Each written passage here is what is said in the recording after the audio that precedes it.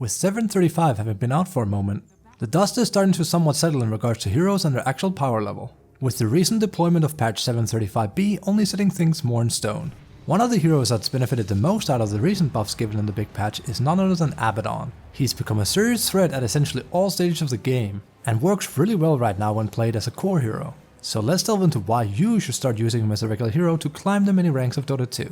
If you like videos like this, I'd love if you'd give this video a thumbs up and a follow on my channel. I work hard to push out educational content and your support is what makes it possible. So what is it exactly that makes Abaddon such an attractive character to utilize as of right now? To start off with, he's a crazy good laner.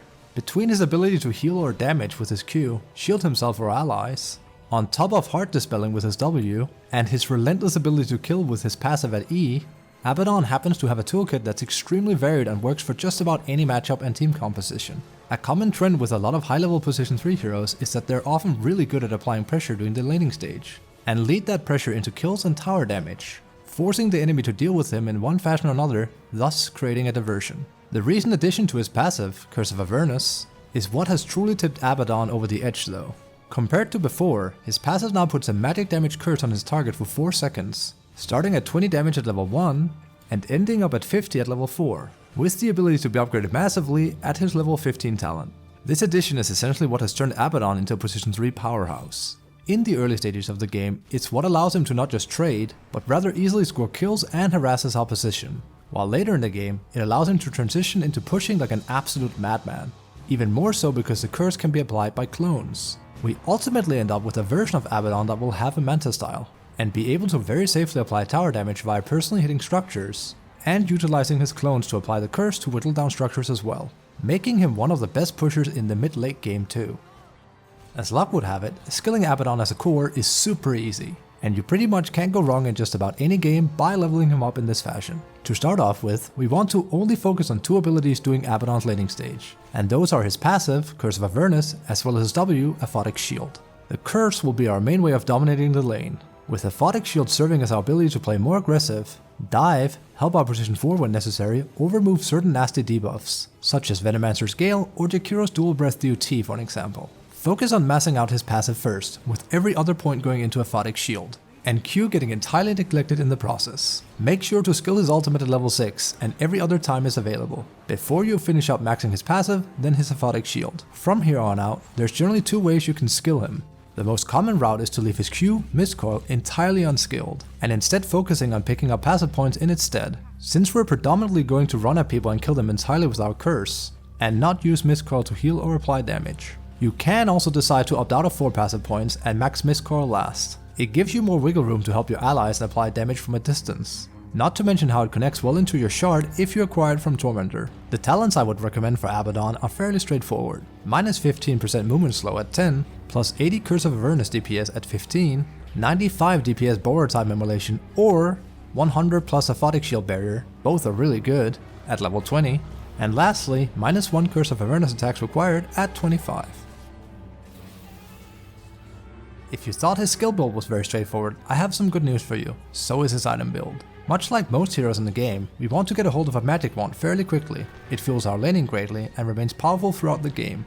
One of the most powerful changes has occurred to the item Orb of Corrosion as well. It now provides attack speed and armor and have become a perfect in-slot for Abaddon, and should be acquired on him in just about every game. A stat item to go alongside the Orb of Corrosion is highly recommended, either a Wristband or Bracer, both being viable pickups, and with Abaddon being a universal hero, gives him a lot of damage. Our boots of choice will be that of Face Boots. Our entire playstyle revolves around hitting people just once with his passive, combined with Orb of Corrosion, so they're now slowed to a crawl and dying from it. Face Boots lets us go about this easier.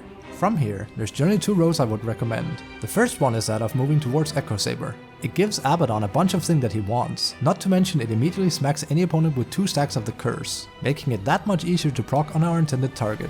It also has the added benefit of building into Harpoon later, letting us gap close that much easier for kills. The other option is a lot greedier and more akin to a hero like Wraith King on the offlane, and that happens to be going straight into Radiance.